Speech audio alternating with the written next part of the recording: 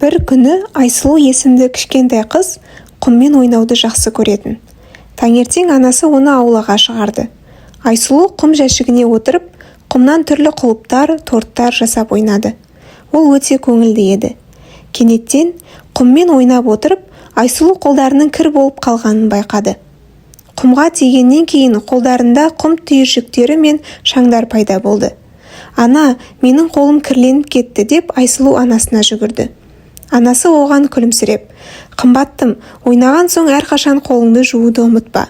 Қолыңды таза ұстасаң, саған ешқандай микробтар тимейді» деді. Айсұлу анасының сөзін тыңдап, қолдарын сабынмен жуып, тазалап алды. Ол қолдарының қайтадан таза болғанына қуанды. Анасымен бірге қайтадан құм жәшігіне барып, ойынын жалғастырды. Бірақ енді Айсұлу құммен ойнаған сайын қолдарын жууды ұмытпайтын болды.